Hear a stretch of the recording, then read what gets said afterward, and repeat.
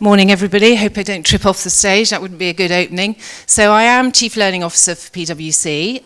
Just tell you a little bit about myself. I took over this role about 18 months ago and I'm responsible for a function that looks after learning and development, people engagement, change, behaviours, culture and value, so a little bit more probably than learning and development in its purest sense. Obviously I work for PwC in the UK, we've got about 20,000 employees and we're a professional services firm. I'm delighted to be asked to be your moderator today. It did make me laugh in the brochure because I had actually been promoted overnight. I think one of them has me as the Chief People Officer, but I'm not, I'm the Chief Learning Officer. I'm delighted to be joined by a panel of illustrious speakers this morning, and just to set the topic, and I'm going to get our panellists to introduce themselves. Obviously, and all of you are a very informed audience, you know, we are in this incredible world at the moment, which is ever increasingly changing. It's very, very ambiguous. And as organisations, we're almost having to redesign ourselves, certainly from a systemic perspective, whether that be performance management, the types of people we recruit, how we then build the capability in those people, the technology that we use. So the theme throughout today, really all day, is around change, transformation, culture. Very, very topical. We're going to try and cover these things in the next half an hour or so, and I would really like this to be a very interactive session. So I'm going to be the interviewer. I haven't interviewed a panellist before. I've done one person, not three, so that's going to be interesting. But at the end of about half an hour, I'm going to open it up to the floor for all of you to ask questions too. So please jump on that, get curious, and you've got some great people here with great experience that can share their examples with you.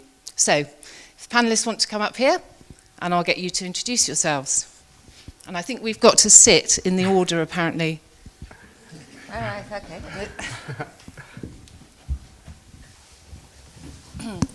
So shall we go, Nick? Okay, cool. Hello, morning everybody. I'm Nick Speight. For the last 9 months, I've been head of shared service and operations for the co-op. I'm deliberately calling the co-op, not the cooperative group, because on Saturday at our annual general meeting we'll be launching the rebranded co-op, and we're going back to our roots, and everybody knows us as a co-op, so why don't we call ourselves a co-op? Been there 9 months, it feels like about 9 years, because there's nothing that drives change more than the burning platform of, if you don't change you'll go out of existence. And the co-op's been around for about 150 years, and what a shame it would be to lose it from the high street and from communities. I've been in retail for most of my career, 15 years in HR, kind of stumbled into HR shared service and operations and technology because I was put onto a project and it went well, so I never really returned into business partnering. And previous to my current role, I was doing a similar job at Sainsbury's for 5 years. Inga. Yes, my name is Inga Azara. I'm working currently for RSA Insurance Company. I've been with the company 8 years. The way how I add value is helping people to succeed by connecting with themselves and building their personal brand. I've worked with different countries, like with Latin America, Asia, Middle East, Central Eastern Europe in RSA. If you wonder where my accent comes from, it's Latvia. So just close the wonder at the beginning of the day. Currently I'm working with global European countries, which is Spain, Netherlands, France, Germany and Belgium, and Dubai business, and part of UK business as HR leader. RSA, if we count the years, if we started with, is a 300 plus years old company.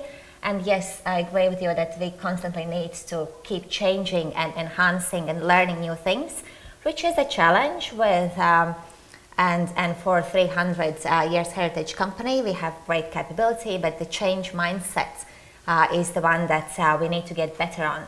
It's easy to change structures on a paper, as you know, and it's a bit more difficult to consult with unions, as you know, but it's much more difficult to engage hearts and minds of people who have been with the company for many years and have seen different experiences with the company. So that's my focus currently. How do I help leaders to engage their peoples to walk their journey on the change and transformation and do that successfully? So that's shortly about me. Okay, hello everybody. I'm Martin Beecroft. When I was invited to this event, I was the HR director at the Home Office. Since the beginning of this month, I've been the HR Director at the National Offender Management Service, which is the organisation responsible for prisons and probation. If you want to better understand my world of work, just watch the news.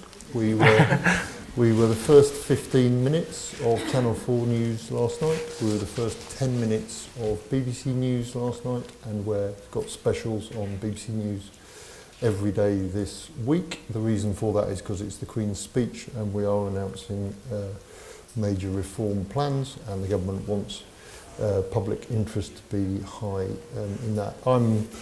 Despite my looks, I've now done 30 years in HR, 20 years in private sector in big blue chips, and then the last 10 years in the civil service. Thank you very much. So I think we'll go into our first question, and I'm going to start with one that's quite broad, talking about culture. So what cultural changes are required to align to a world that is 24/7 and constantly on? Who would like to go first? Shall I start? For me, the biggest thing is that we've all got to accept that work isn't a place that we go to. Work is an activity that we do. And we've got to trust, and it's a two-way trust. We've got to manage on output rather than being there and being in a certain place at a certain time, because work will come at the time when it needs to, wants to, when people want to send you work, people want to send you information, ask you requests. It's 24/7. My biggest worry about all of this is well-being at the same time, because if you have a BlackBerry that bleeps or an iPhone that bleeps every minute of every day, that kind of a massive impact on your own well-being. And I noticed that last week in France there was talk of a blanket ban on emails outside the working hours, and I wonder if actually 5 years, 10 years down the line, whether that something like that will be commonplace across Europe. So massive change in the way that we trust colleagues to manage their own workload. Trust colleagues to say what they want to say and not try to control it, because if you try to control social media, comments, all that kind of stuff, you're on a hiding to nothing. So massive increase in trust. Yes, and to build on that, absolutely trust. And how do we start with leaders and bring leaders on the journey, on the mindset journey, as it starts with trust. And how do you help leaders to build that trust if you don't see people every day? If you have to trust for delivering the work rather than being in office, but somewhere else, in coffee shop, on the beach, somewhere else. So how do you build that trust and tools around that you can communicate with people, that you can connect, and that you hire the right people whom you can trust. You don't need to micromanage them. That's also how do you choose people, not just based on capabilities and work experience, but based on their passion, that they love the job they're doing, and that's why they will want to deliver.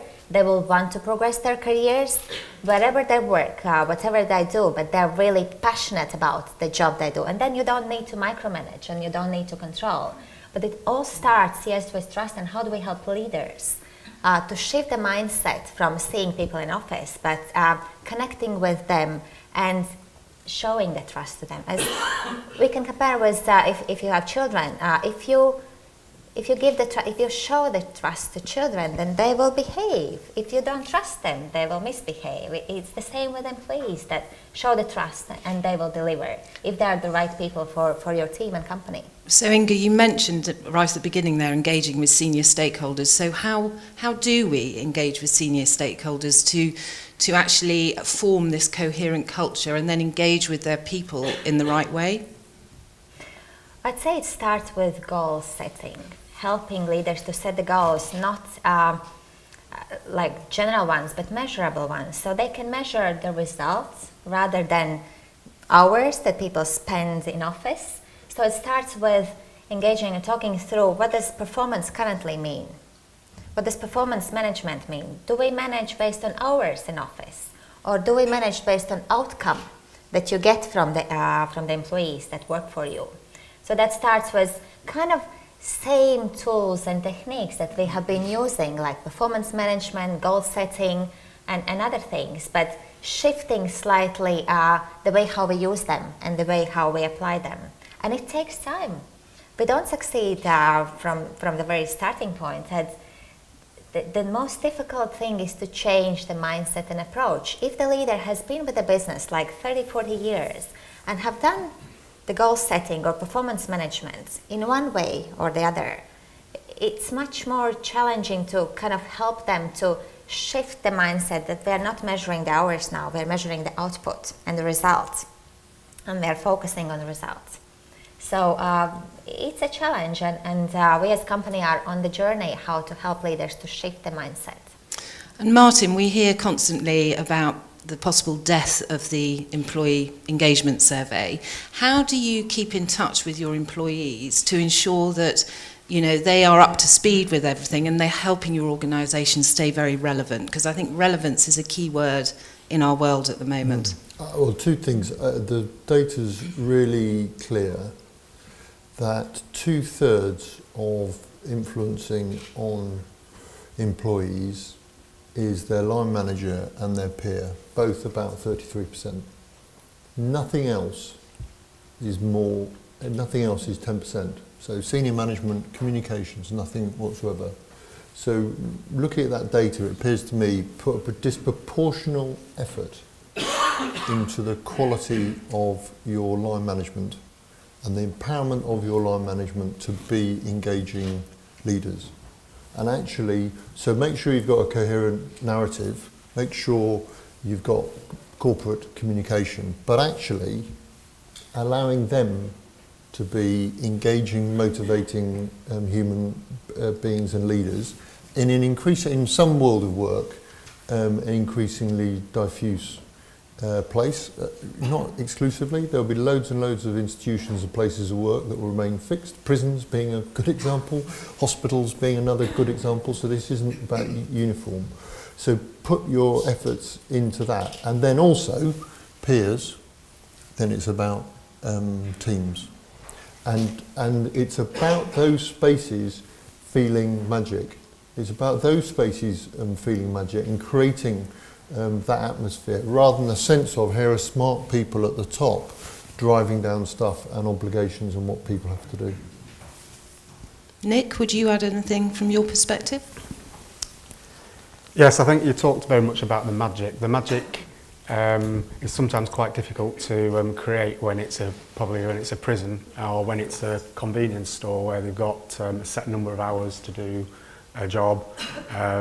A busload of customers have turned up, but magic means different things to different people, so it's really understanding and allowing flexibility so people's motivation for going to work is satisfied. Okay, and loyalty is obviously a thing of the past, and engagement is a transitory thing. So has the whole psychological contract shifted? I think I don't recognise those terms. So certainly my experience is people are hugely committed to their work. One of the things I try to do is get out and about and see people, because corporate headquarters is always a different place from any operating environment I've ever worked in, and just get people to talk about their work. Impersonate the Duke of Edinburgh, ask them, what do you do? And very quickly, if you show an interest, you absolutely get people buzzing. So I experience huge levels of commitment and passion from people about their work, and then very often frustrations about the organisation and the constrictions of the organisation, and they're looking to me to try and fix some of that stuff. But in terms of, you know, my dad served in the British Army in the war and worked for Barclays Bank, and that was his working life. That world is just about gone, and certainly will go. But I think it's more likely that people we do work much longer hours now. We define ourselves by our work much more now. So I don't worry about people giving of their best and commitment, but it'll be in shorter bursts. And I think people will also increasingly actually take breaks to look after the kids, breaks to travel around the world, breaks just to get out of a crazy work cycle, and that again I think is potentially healthy. So I'm pretty relaxed about that, and generally newness and freshness means you've got innovation. The risk is you lose corporate knowledge and nous and memory, and people going, we tried that 15 years again, it was a disaster, don't do it. You have to learn and relearn.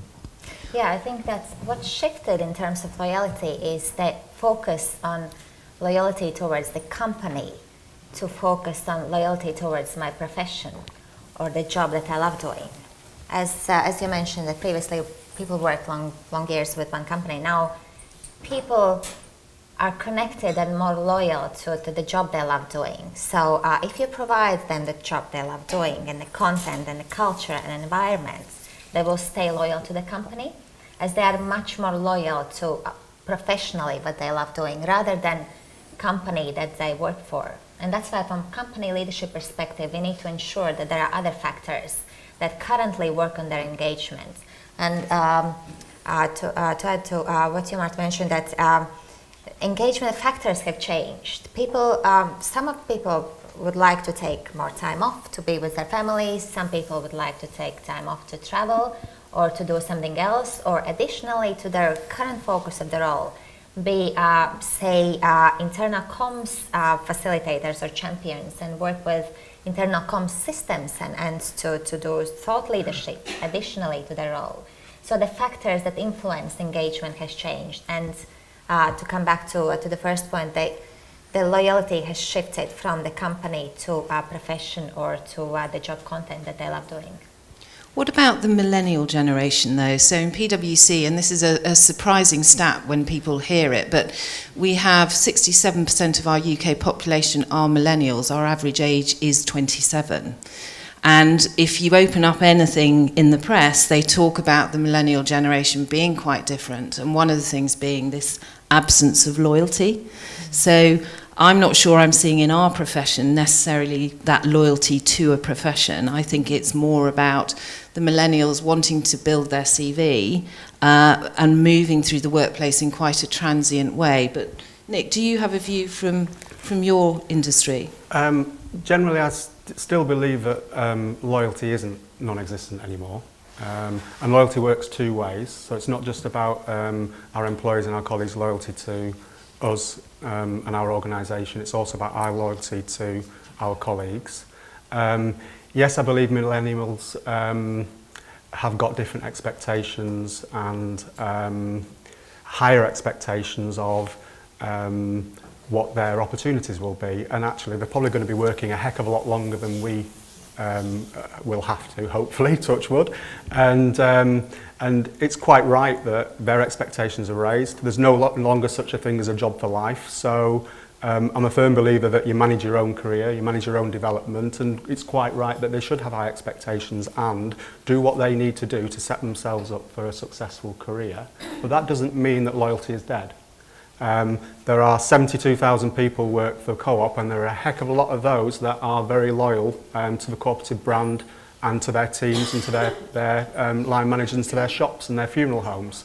And we have a leadership team that is loyal to the Co-op brand and to the 72,000 colleagues and want to do the right thing to give them a great experience while they're at work, because we're all at work so many hours, such a large proportion of what we do each week. So I'm not really sure that I agree that loyalty is a thing of the past. It's harder to engage colleagues, but and it will get harder and harder as expectations increase. Okay. And you mentioned there people having a great experience at work. How much do you think we can tailor that experience to each individual? So we read again a lot externally about personalising things, having it very much tailored and bespoke to the individual. Is that reality in your worlds? It's quite difficult. If you imagine the organisation I work for, 72,000 people, 3,500 shops. Most of the shops have got one PC, and that might be the till, and they haven't got Wi-Fi, and they have jobs to do, customers to serve, lots and lots of pressure. So it's quite difficult to give a personalised, flexible experience. But there are things you can do. So making sure that your systems and your communication are kind of multi-channel, so that whatever way people want to be engaged, they can be. Making sure that your policies are as flexible as they can be within the context of what you have to deliver as an organisation to make profit and keep in business. So I think there are two things in that. I mean, there are things you can do and people are doing for the individual, which is in terms of flexible working, how much, when. I think the other big judgment physically for bigger organisations is the degree to which you have a culture of true autonomy. And to what extent do you say, I mean, Marks and Spencer's are a good example, aren't they? Which is all our stores are the same, all our products are the same, store managers are corporate beings. Other retailers, actually, it's close to a franchise. You just run the store. The outcome is customer satisfaction, margin, and driving in new brands and products. So there are those choices, and clearly then the experience of here's the latest instruction from the corporate centre, carry it out, to this is your store, make it successful, make it magic, are two very, very different experiences. Okay. Yeah, and I think how do you, first of all, there are organizations, if you're a huge organization, it's difficult to be so flexible, to tailor personal experience. But still, look at Southwest Airlines, they're a huge organization, but they allow people to choose the way how they deliver for customer. And they enjoy it much more, and they're much more loyal to the company, and the customers are much more loyal as well. Of course, there is some core. You have to follow some core processes and core policies like safety, security for people on the flight. It's core. You have to ensure that. But the way how you deliver that, you can choose your way, and that's how you can tailor personal experience. That the core should stay, the core policy and procedure, but you can play around a little bit where you can play to engage your people and customers. Okay. And we couldn't have a panel without mentioning the topic of technology. So, and I know this is broad, but what role do you think technology does play in transformation, engagement, culture? I mean, I think it's huge. But I think it's more the other way around, really, which is it's happening and we humans are using it and adapting to it, and therefore how do we utilise it? And it's so multi-layered because it's actually about how we work.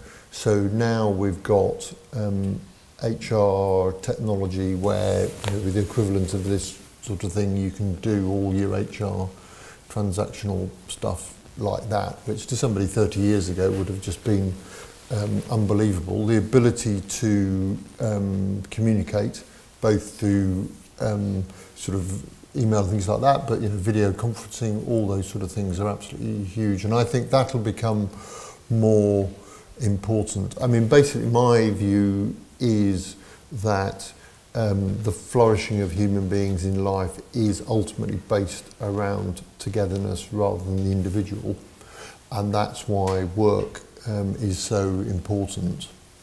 And we have seen this relative physical fracturing of work, and I think we'll need to use technology to get people to come together, not just in terms of communication, but to have a real sense of bond and community and shared endeavour. And that will change. I think that will be the language of success, rather than lifetime employment's gone, loyalty's gone, and technology's got a huge part to play in that. And are you finding that your leaders are embracing the advancement in technology? It takes some time, but they do, as they recognise that younger generation love technology, and then more experienced leaders, they just need to catch up. And sometimes I'm surprised that leaders are much more into technology than some of the younger people who are more skilled in it, because they appreciate that that's what their teams need. I think there are two things. One, yes, technology helps to bring people together and to communicate quicker and faster, but there is big but. We're all human beings. So we still need that human connection. And what I've seen in the change projects, You can do that via WebExes, Skype, conference calls, emails.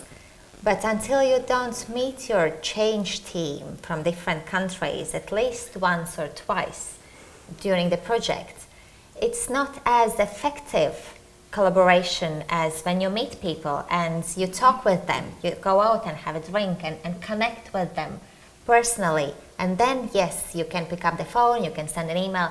It's much more effective communication. So I think technology is a great thing and that helps, quicker, faster, more efficient, but still we need that human touch and human meeting face to face. I think some leaders embrace technology more than others. And I think that leads on to a point is that we can't make assumptions that certain generations are going to embrace technology and other generations aren't, because there's plenty of silver surfers where there are also plenty of older generation who don't want to embrace it. And we shouldn't automatically assume that just because they're young they want to be engaged through technology rather than through traditional face-to-face methods.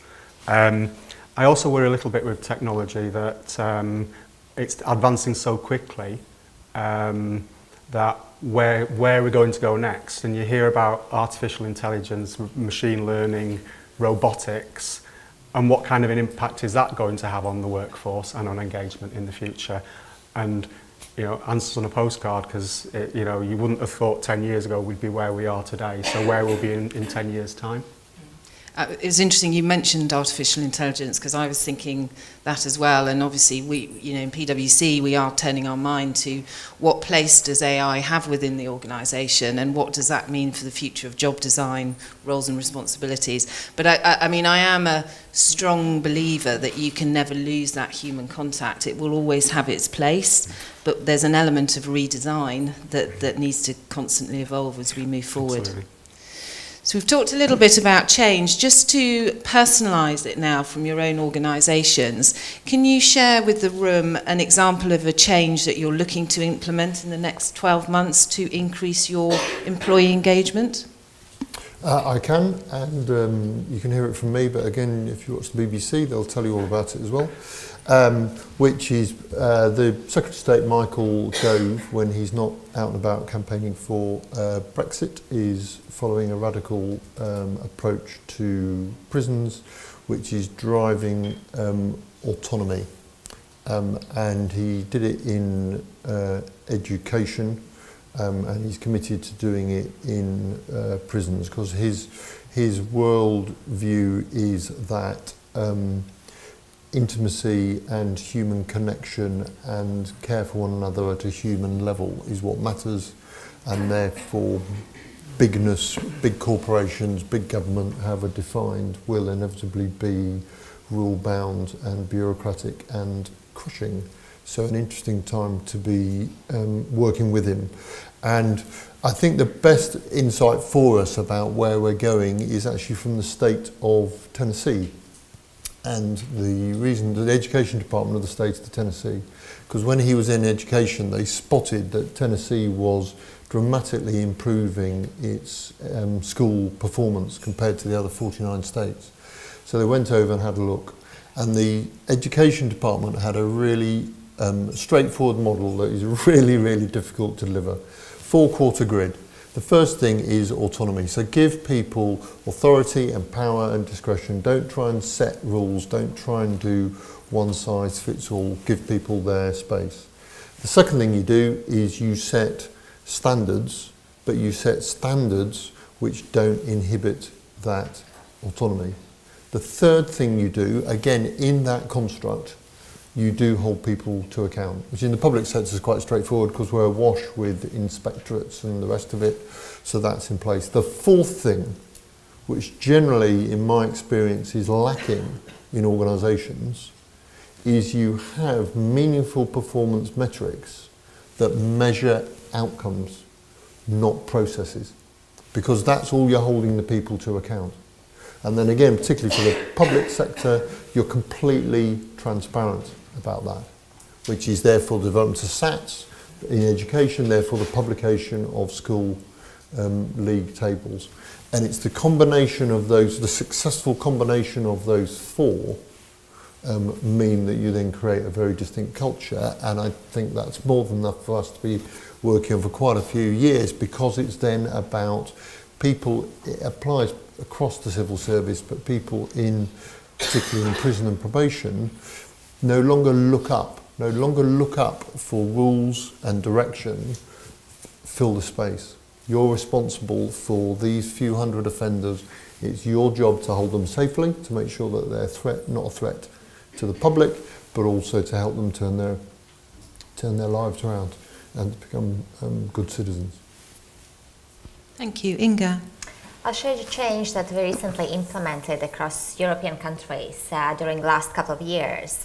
When I started to work with these businesses, then each of the countries were kind of pulling the blanket on their side. There were some countries were delivering on the results expected, some not. And across European business, the results were not as the company expected. And when we went out and told the countries, you should collaborate for the customer, they said, well, who is the customer? I have customer in Spain or in France. I don't have European customer.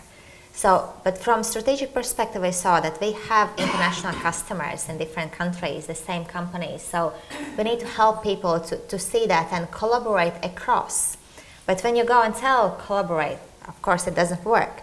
So first we found what's in it for them, how to engage MDs of the countries to see why would I from Spain support the customer in France and vice versa. So what's in it for my business and for people and for customer, of course. So that's what's in it for them, for leadership team, and then helping leaders to collaborate across and empowering them to make decisions together, not listening to the top only and expecting the top will tell what to do, but to make decisions together in the countries. And the third one is listening to people, what do they need and want, how they want to collaborate, and what's in it for people who are working day to day with customers. And we put some kind of threading lines in between as well, like implementing talent management program and helping people to connect, like somebody from Spain was mentoring somebody in Belgium, or somebody from Germany mentoring somebody in France. So we found the ways, what are the other things, how they can connect and talk about their career or their customer, and that helped. So it's what's in it for them, for leadership team, then what's in it for people, and how to help and empower people to collaborate. And now we have shifted the business results speak by themselves from really poor results a couple of years ago. European businesses are really delivering strongly and overachieving the set targets. So that's based on the culture we have implemented, the collaboration culture. But that doesn't happen over a couple of weeks' time. Of course, it took us a couple of years to work through the journey and to engage people. Yeah, it's quite an interesting time at the Co-op. It's kind of 2 years since our much publicised troubles. But it's also an exciting time because we're going out with renewed confidence, and there's a lot of activity coming up, but there's an awful lot of activity around reconnecting with our colleagues, making our colleagues feel part of something good again. So for the last 8 weeks, 5,000 Co-op leaders have been to a leadership event called Being a Co-op Leader.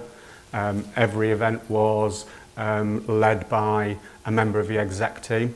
And then it started yesterday, and it will probably take us 9 months to complete. Every single one of the 72,000 Co-op colleagues will be invited off-site to an event called Back to Being Co-op.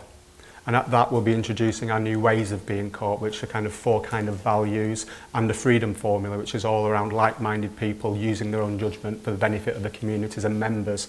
So we've got an awful lot of activity because we really honestly believe that reconnecting with our colleagues, you think of the service profit chain, engaged colleagues will lead to better results ultimately. Another exciting thing for me is iconic moments. So rather than just taking everybody and sheep dipping them, we're also going to be making some changes that we're going to call iconic moments, so people can see the new values in practice, actually making a difference to how they operate. So a simple example of that is we're going through our HR policies, and some of them are like 26 pages long. And those 26 pages long Some of them were reduced to one page that basically says, use your judgment. And you can't do that with every HR policy because there are legal requirements and that, but there are certain policies around flexibility that you can do that with. And the releasing of blocks on internet and stuff like that, these examples that will reinforce the change in the way that we work with our colleagues mean it's an exciting time ahead. And there's loads of change with the co-op, and we've got an approach of colleague first. So on Saturday, when we relaunch the co-op brand and the website changes, we don't want there to be a single co-op colleague who hadn't seen it first. And when we launch our new member proposition later in the year, we want to make sure colleagues have tried it first and colleagues have seen it first. And that's a big change for a co-op which was a bit of a command and control culture. Thank you. So there's several themes that I heard coming out of those three stories. Clearly autonomy, empowerment, the role of leadership. And I think it's really interesting. I think transparency is something that organisations are really having to embrace now. Companies like Glassdoor, who I know are here, you know, whether we like it or not, our brand is out there. So gone are the days where leadership manifests who we are. The world knows who we are. So I think transparency is something certainly that we are embracing in PwC. Thank you. I'm going to stop my questions now, and I'm going to, at this point, just open the floor. I don't know if we've got a roving mic or whether, in fact, mine is the roving mic, which I'll come to you with. But any questions from any of you to our panellists?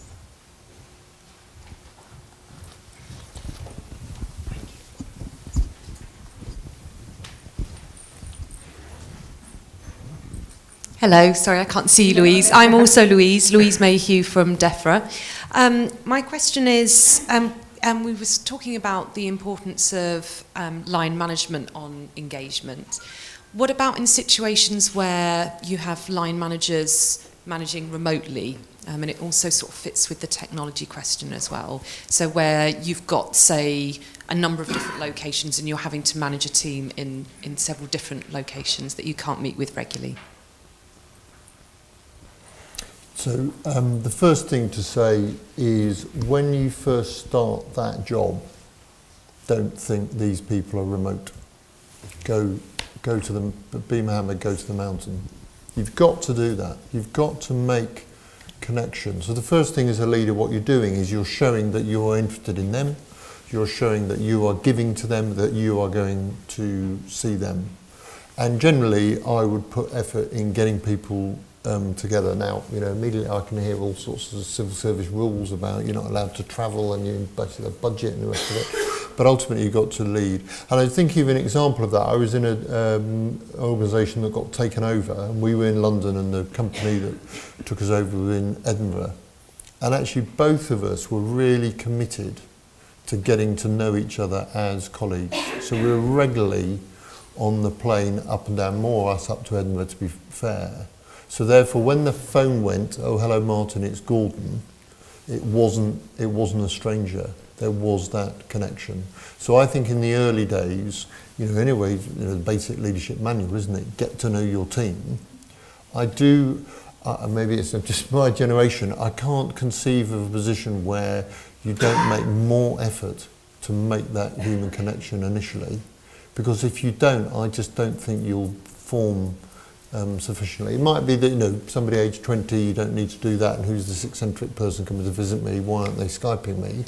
So it might be a generational thing, but that's what I would strongly recommend. And then just, I think it's no different. Most of my team are one floor down from where I sit, because I sit with my fellow directors. So one of the things in my head is always get yourself down the stairs, walk through the office, talk to people. It's more effort to do it than walking down one flight of stairs, but it's essential to do it, and it's essential to think of that as work rather than here are 6 tasks that I've got to do. Because those 6 tasks will be done a lot easier if you've formed that connectedness and if you've got regular, comfortable communication between you. Yes, absolutely. And to build on that, I have remote team in each of the European countries that I manage. And definitely what helps is first to go out and meet people in person and get to know them in person. What makes them tick and what conversations can you have later on.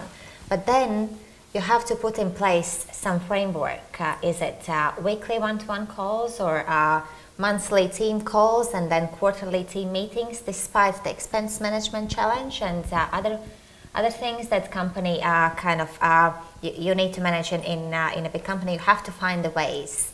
One is personal connection, and then putting in some framework how to keep connecting, and then finding the ways to connect the team in person as well. As technology helps, but we still need that human touch.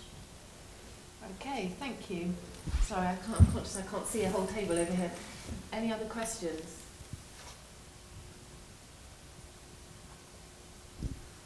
No? Okay. I'm not wearing a watch, so I don't know where we are on time, but okay. So I think it just leaves me, I'm conscious that we touched on a number of topics there, none in great detail, but I think that is what the breakout sessions later on today will start to explore some of these specific topics in a little bit more detail. I just want to thank Martin, Inga and Nick for sharing your stories, being up for this, being great panellists, and yes, thank you to all of you, and I look forward to meeting a lot of you through the course of the day. Thank you. Thank you.